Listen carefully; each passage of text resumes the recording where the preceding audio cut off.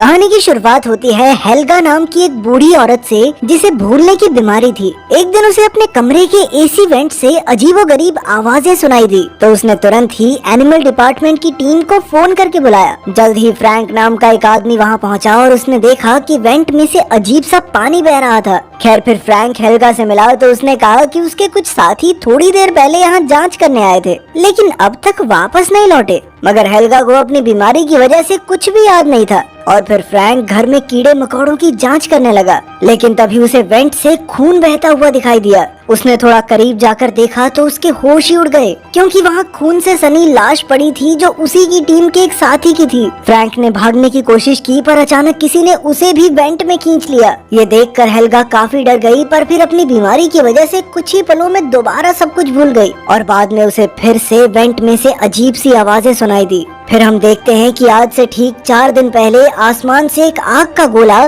सीधा इस बिल्डिंग पर आ गिरा था जिसने एक मकड़ी को जन्म दिया। ये बिल्डिंग गंटर नाम की एक औरत की थी जो असल में हेल्गा की बहन थी। थोड़ी देर बाद हेल्गा की पोती शार्लेट वेंट से होते हुए गंटर के कमरे में आ पहुंची। असल में वो गंटर की गुड्डियों की कलेक्शन चुराना चाहती थी पर तभी उसकी नजर उस मकड़ी पर पड़ी और वो उसे एक डिब्बी में बंद करके अपने साथ ले आई। उसने अपने कमरे में जाकर मकड़ी को एक कांच के डब्बे में बंद कर दिया पर तभी उसका सौतेला बाप ईथन वहाँ आ गया क्योंकि गंटर ने उसे शार्लेट की शिकायत की थी।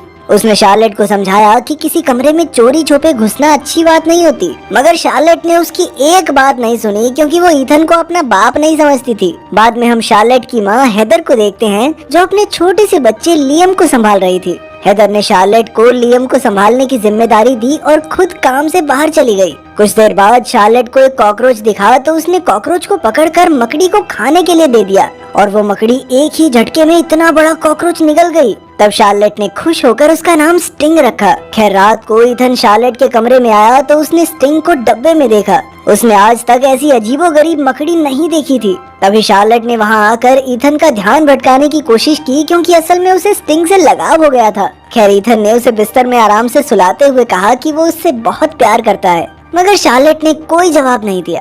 फिर शार्लेट के सोने के बाद स्टिंग अपने आप डब्बे से निकल गया और घूमते घूमते गंटर के कमरे में आ पहुंचा। वहाँ उसने गंटर के तोते को बुरी तरह डरा दिया। फिर अगली सुबह शार्लेट का परिवार अपने कामों में लगा था कि अचानक उन्हें गंटर के चीखने की आवाज सुनाई दी। जब वो दौड़कर गंटर के पास गए तो उन्होंने देखा कि किसी ने उसके तोते को बुरी तरह मार डाला था। सबको लगा कि शायद ये किसी चूहे का काम होगा पर बाद में जब फ्रैंक ने आकर उसकी जांच की तो उसने कहा कि कोई चूहा तोते को ऐसे भयानक तरीके से नहीं मार सकता।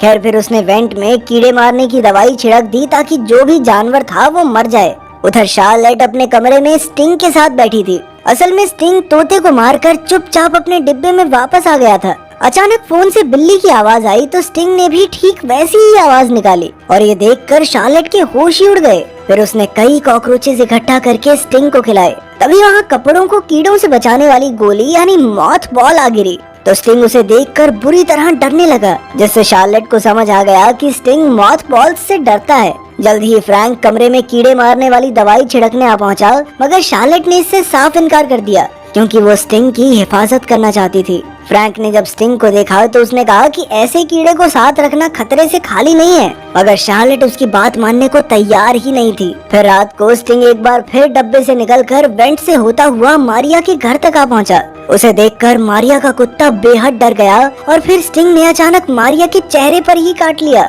मारिया जोर से नीचे गिर गई और जब उसने उठकर अपना चेहरा दोबारा देखा तो वो एक बार फिर से गिर गई क्योंकि असल में वो पैरालाइज हो चुकी थी। अब स्टिंग धीरे धीरे उसके मुंह में घुस गया और आखिरकार उसका पेट चीरता हुआ बाहर आ गया जिससे मारिया की मौके पर ही मौत हो गई। खैर फिर अगले दिन शार्लेट बिल्डिंग में रहने वाले अपने दोस्त एरिक से मिलने गई। उसे अपने कमरे में अलग अलग जानवरों पर एक्सपेरिमेंट्स करने का काफी शौक था। शार्लेट ने उसे अपनी मकड़ी दिखाकर कहा कि ये आवाजें सुनकर उसकी नकल कर सकती है। ये देखकर एरिक को उसमें खूब दिलचस्पी हुई और उसने कहा कि वो इस कमरे में स्टिंग को बड़ा करने के लिए उसका एक टैंक बनाएगा। शार्लेट भी राजी हो गई और स्टिंग को एरिक के हवाले करके आ गई। उधर मारिया का डरा हुआ कुत्ता जैसे तैसे वेंट के जरिए ईथन तक पहुंचा। ईथन उसे मारिया के घर लौटाने आया पर जैसे ही वो घर में घुसा तो मारिया की लाश देखकर उसके पैरों तले जमीन खिसक गई। उसने तुरंत पुलिस को खबर करके मामले की जांच करने को कहा। इधर बिल्डिंग में रहने वाले लोग अब परेशान हो गए थे क्योंकि पहले एक तोते का कत्ल हुआ और अब मारिया का।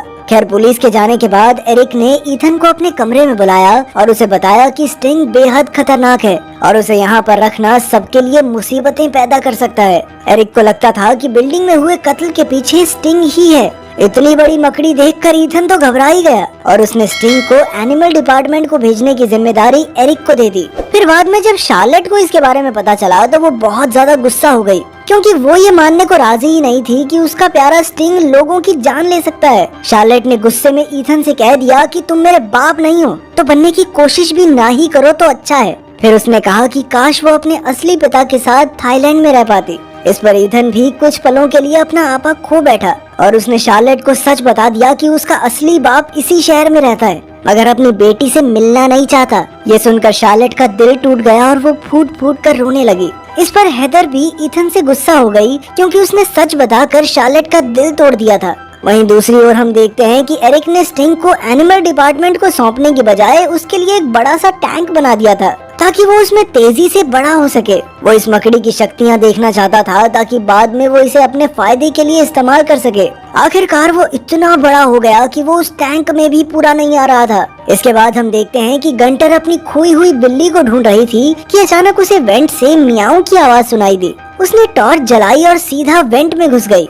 अचानक उसकी टॉर्च बंद हो गई और स्टिंग ने उस पर जानलेवा हमला कर दिया। इधर ईथन को नौकरी से निकाल दिया गया था, इसलिए वो इतना परेशान हो गया कि वो गुस्से में घर की चीजें तोड़ने लगा। हेदर ने उसे रोकने की कोशिश की तो जल्द ही उन दोनों में बहस छिड़ गई। लड़ाई का माहौल देखकर शार्लेट ने अपने छोटे भाई लियम को उठाया और अपने कमरे में आ गई। वहाँ वो हेडफोन्स लगाकर आराम से वीडियोस देखने लगी। उधर ईथन और हेदर की बहसबाजी चल ही रही थी कि अचानक स्टिंग ने वहाँ आकर उन पर जबरदस्त हमला कर दिया। फिर वो उन दोनों को खींचकर वेंट में ले गया और इधर शार्लेट को कानो कान खबर भी नहीं हुई। बाद में उसने मारिया के कुत्ते को जोर जोर से भौंकते हुए सुना तो वो उसे देखने गई। तभी अचानक स्टिंग आया और वो कुत्ते को भी पकड़कर वेंट में ले गया। फिर शार्लेट ने देखा कि घर में खून बिखरा हुआ था और ईथन और हेदर दोनों गायब थे। वो काफी घबरा गई और उसे एहसास हुआ कि इसके पीछे स्टिंग का ही हाथ है। मगर इससे पहले कि वो कुछ कर पाती, स्टिंग वहाँ आकर लियम को भी उठा ले गया। ये देखकर शार्लेट बुरी तरह रोने लगी और इस सब का जिम्मेदार खुद को समझने लगी।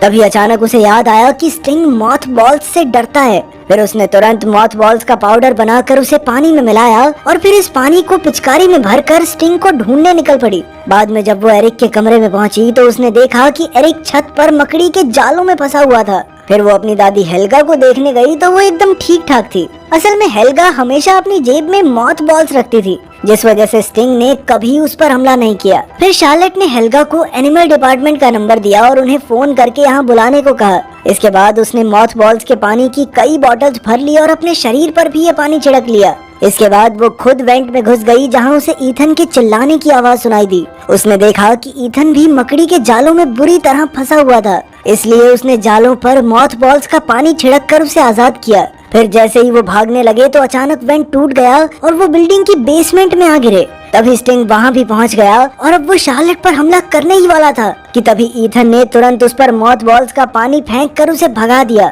लेकिन फिर जल्द ही उन्हें एहसास हुआ कि वो बेसमेंट में फंस चुके हैं, क्योंकि उनके पास दरवाजे की चाबी नहीं थी। शार्लेट को बहुत पछतावा हो रहा था और उसने कहा कि ये सब उसकी गलती है, पर फिर ईथन ने उसे हौसला देते हुए कहा कि सब कुछ ठीक हो जाएगा। उधर हेल्गा को फिर से अजीबोगरीब आवाजें सुनाई दी तो उसने एनिमल डिपार्टमेंट को फोन करके फ्रैंक को बुलाया। फिर जैसा कि हमने कहानी की शुरुआत में देखा था, फ्रैंक वहाँ की जांच करने आया, मगर अचानक उसे स्टिंग ने वेंट में ही खींच लिया। आखिरकार फ्रैंक भी बेसमेंट में आ गिरा, जहाँ पर ईथन और शार्लेट मौजूद थे। फ्रैंक घबराकर दरवाजा पीटने लगा, मगर उसकी आवाज किसी ने नहीं सुनी। अब उसने इस सब का इल्जाम शार्लेट पर लगाया और ईथन पर हमला कर दिया। लेकिन फिर शार्लेट ने कहा कि वो मॉथ बॉल्स के पानी की मदद से इस मुसीबत से बच सकते हैं। कुछ पलों बाद स्टिंग फिर से वहाँ आ गया तो फ्रैंक ने गुस्से में अपनी नेल गन से स्टिंग पर हमला कर दिया। इससे स्टिंग को चोट तो लगी, मगर वहाँ मौजूद पानी की पाइप्स भी फट गई, जिससे उनके शरीर पर लगा मॉथ बॉल का पानी बह गया। मौके का फायदा उठाकर स्टिंग फिर से अंदर आया और इस बार उसने फ्रैंक को बेरहमी से मार डाला। तब शार्लेट और ईथन तुरंत कूड़ेदान में छुप गए, जहां उन्होंने देखा कि हेदर और लियम भी मकड़ी के जालों में फंसे हुए थे। आखिरकार उन्होंने बचे हुए मॉथ बॉल्स के पानी से उन्हें आजाद किया और फिर उनका पूरा परिवार इकट्ठा हो गया। तब शार्लेट को एहसास हुआ कि वो अपने परिवार से कितना प्यार करती है, लेकिन खतरा अभी टला नहीं था, क्योंकि स्टिंग फिर से वापस लौट आया। तब ईथन ने स्टिंग को कूड़ेदान में बंद करके कचरे को मसलने वाली मशीन से उसे मारने का फैसला किया, पर बार बार बटन दबाने के बाद भी मशीन स्टिंग को मसल नहीं पाई। तब ईथन ने अपनी जान पर खेलकर प्लग को दोबारा से लगाया, जिससे उसे जोरदार बिजली का झटका भी लगा। सही मौके पर शार्लेट ने बटन दबा दिया और मशीन ने जोरदार वजन से स्टिंग को मसल कर रख दिया। आखिरकार अब वो सब सुरक्षित थे और शार्लेट दौड़कर ईथन के पास गई और कहा कि पापा, मैं भी आपसे बहुत प्यार करती हूँ। अंत में उन सब ने एक दूसरे को गले लगा लिया और फिर हम देखते हैं कि बेसमेंट के एक दूसरे कोने में मकड़ी के सैकड़ों अंडे टूटने के लिए तैयार थे। अगर आपके ऊपर ऐसी मकड़ी हमला कर दे तो आप क्या करेंगे? कमेंट्स में जरूर बताना।